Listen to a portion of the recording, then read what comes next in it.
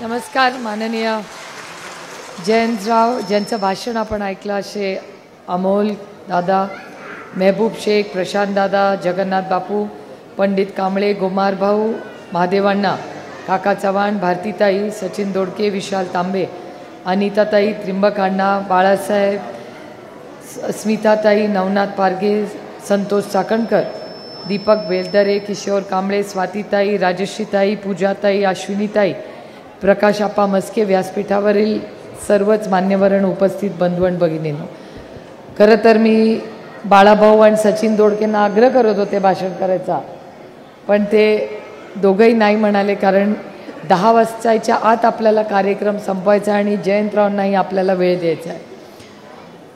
पण मी आपल्या सगळ्यांचेच मनापासून आभार मानते की लोकसभेला खरं तर आपला आभाराचा एक मोठा कार्यक्रम ह्याच हॉलमध्ये एक 3-4 आठवड्यापूर्वी रिझल्ट लागल्यावर आपण इथे मोठ्या संख्येने जमला होता.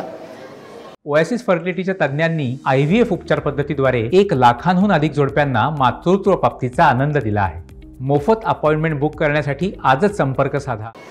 आणि आदरणीय जयंतरावनी महाराष्ट्राची ही सगळी जबाबदारी लोकसभेची घेतली होती आणि आपला पक्ष स्थापन झाल्यापासून पहिल्यांदाच महाराष्ट्रात संघर्ष एवढा करून आपलं पक्ष नेलं, चिन्ह नेला, सगळं म्हणजे जे जमेल तेवढे गोष्टी आपल्या विरोधात झाल्या, पण महाराष्ट्राच्या मायबाप जनतेचे आपण मनपूर्वक आभार मानले पाहिजेत की 1, 2, 3 नाही 8 खासदार आपल्याला महाराष्ट्रातून निवडून आले.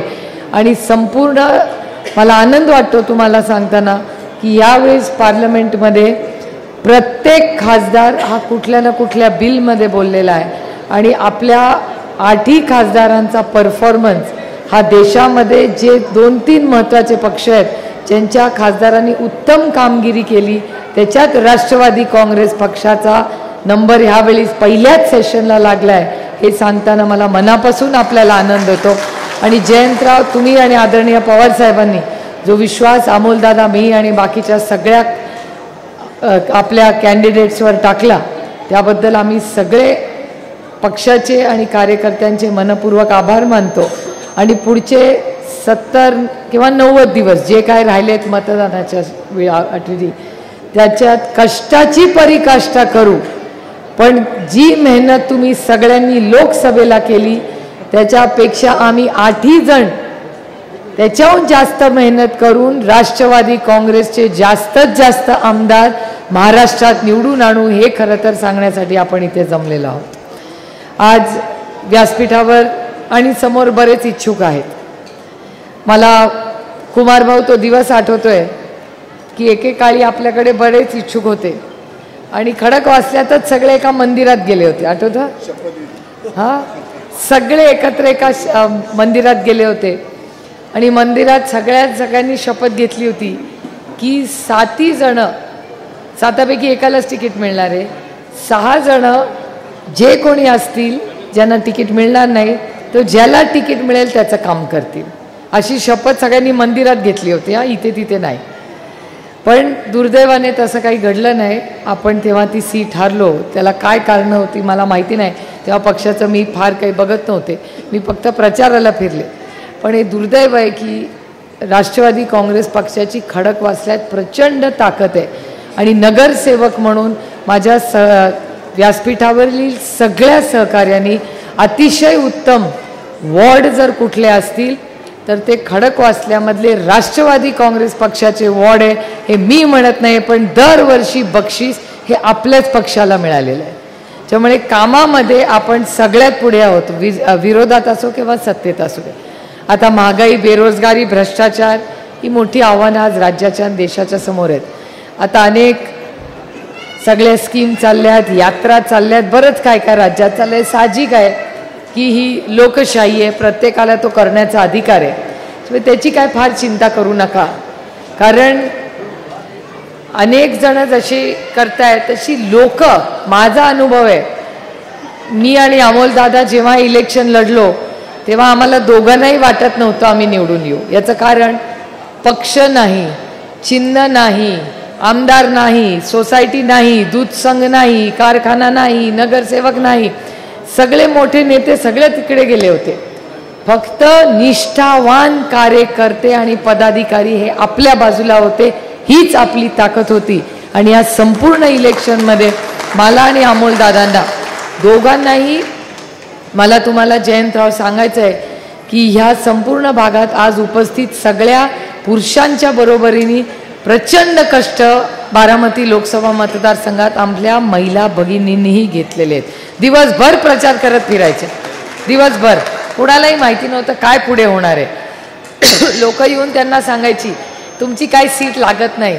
त्या पण मला येऊन सांगायच्या ह्यांनी असा टोमणा मारला त्यांनी तसा टोमणा मारला. हा म्हणते कशाला फिरताय तुमची काही सीट येत नाही.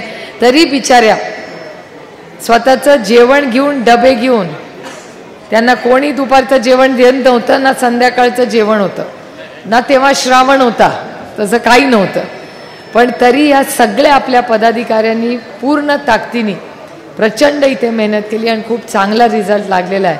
त्याच्यामुळे इथून राष्ट्रवादी काँग्रेस पक्षाच्या विचाराचा आमदार येणं फार काही अवघडत नाही. फक्त सगळ्यांनी एकत्र मिळून ह्याच्यात लक्ष घातलं पाहिजे. मी कुमार भाऊंना विनंती करीन. कुमार भाऊ ह्या व्यासपीठावर सगळ्यात ज्येष्ठ आहेत. तुम्हाला सगळ्यांना मान्य असेल तर आपण ही जबाबदारी कुमार भाऊंवर घालू. कुमार भाऊ जो सर्वे जयंतराव आणि पक्षाकडून येईल त्याची चर्चा आपण सगळे मिळून करू आणि कार्यकर्त्यांना कॉन्फिडन्समध्ये घेऊन व्यासपीठावरचे आणि समोरचे तुमच्या सगळ्यांची चर्चा करूनच खडकवासल्याचा उमेदवार आपण देऊ हा शब्द मला तुम्हाला द्यायचा आहे. कारण का आणि by the way Ramkrishna Hari वाजवा तुतारी ही काकांची देण आहे. काका मला सवय रामकृष्ण हरी म्हणायची. मी आपल्या काकांच्या शेजारी बसले होते. म्हटलं काका कसं होणार चिन्ह नवीन काय होणे. म्हणले रामकृष्ण हरी देवालय काय होणार आहे. काका म्हणले रामकृष्ण हरी वाजवा तुतारी. आणि तेव्हापासून जे सुरू झालं ते आजपर्यंत आहे. खरंच तुम्ही सगळ्यांनी कष्टांची पराकाष्ठा करून ज्या पद्धतीने लोकसभेला काम केलं एक संघटना म्हणून एक घरचा कार्यक्रम म्हणून तुम्ही सगळ्यांनी प्रचंड कष्ट केले याबद्दल मी तुमचे मनपूर्वक आभार मानते. आणि हीच एकी आणि ही ताकद तुम्ही सगळ्यांनी आपल्याला या विधानसभेला म्हणजे मी जयंतरावांच्या भाषणाप्रमाणे आणि दिल्लीत जे काय ऐकते आपलं मतदान 25 ऑक्टोबर किंवा 15 नोव्हेंबरला होईल. जर 15 नोव्हेंबरला असेल तर आजपासून मोठा 90 दिवस पकडा आणि नाही तर 70 दिवस. माझी एवढीच सगळ्यांना विनंती आहे फक्त पुढचे 90 दिवस पक्ष फार काही मागत नाही आहे. फक्त तुमचे पुढचे 90 दिवस लोकांपर्यंत जा आपलं चिन्ह पोचवा. फक्त तुतारी म्हणू नका. तुतारी वाजवणारा माणूस हे पूर्णपणे पोचवा. आणि जेव्हा आपली सत्ता येईल सत्ता आल्यानंतर तुमच्या मनातला पहिला निर्णय होईल की आपल्या सगळ्या ज्या इलेक्शन्स कॉर्पोरेशन नगरपालिका महानगरपालिका या सगळ्याचं पहिलं इलेक्शन आपलं सरकार म्हणजे मला वाटतं फेब्रुवारीच्या आतच आपण इलेक्शन घेऊ. कारण का प्रत्येक कार्यकर्ता आज कार्यक्रमासाठी जबाबदारीसाठी उत्सुक आहे. आज मी भोरला होते. भोरवाल्यांनी मला विचारलं की आता मग महाविकास आघाडी एकत्र लढणार का वेगळी लढणार जिल्हा परिषद पंचायत समिती. म्हटलं आधी लग्न कोंडाण्याचं आधी विधानसभा लढूया इलेक्शन लावूया आणि मग पुढचा जी काही आघाडी महानगरपालिका नगरपालिकेला किंवा जिल्हा परिषदला होईल ती सगळ्यांना विचारूनच माझी जयंतरावांना विनंती राहील की जयंतराव सगळ्या कार्यकर्ते काय म्हणतात याचा फीडबॅक घेऊनच आपण घेऊया. पण आता एकानंतर एक खूप महत्त्वाची इलेक्शन्स आहेत. आपण सगळ्यांनी जे कष्ट केलेत याबद्दल मी मनापासून तुमचे आभार मानते कौतुक करते. पण पुढचे 90 दिवस हे फक्त पक्षाला द्या. त्याच्यात गणपती येणार आहेत आपली नवरात्र येणार आहे हे सगळे दिवस येणार आहेत. हां दहीहंडी बापरे ती दहीहंडी नवरात्र गणपती दिवाळी बापरे मला कॅन्डिडेटची काळजी वाटते. किती खर्च होणार आहे देवालाच ठाऊ. रामकृष्ण हरी बरं झालं अमोल दादा आपली लोकसभा निघून गेली आहे आधीच. पण ह्या सगळ्या काही दिवसांमध्ये ह्या सगळ्या सणांमध्येही लोकांपर्यंत पोचून आपलं चिन्ह आणि आपला उमेदवार आणि पुढे आपल्या पक्षाचं धोरण आदरणीय पवारसाहेबांचे विचार हे जबाबदारीने आपण सगळ्यांनी पोचवावे. आज सगळ्यांनी एकत्र मिळून एक अतिशय चांगला कार्यक्रम इथे केला याबद्दल मी सगळ्या संघटनेचे पदाधिकाऱ्यांचे मनपूर्वक आभार मानते आणि जयंतरावांना विनंती करते की आपण सगळ्यांनी आम्हाला मार्गदर्शन करावं. जय हिंद, जय महाराष्ट्र, जय आघाडी.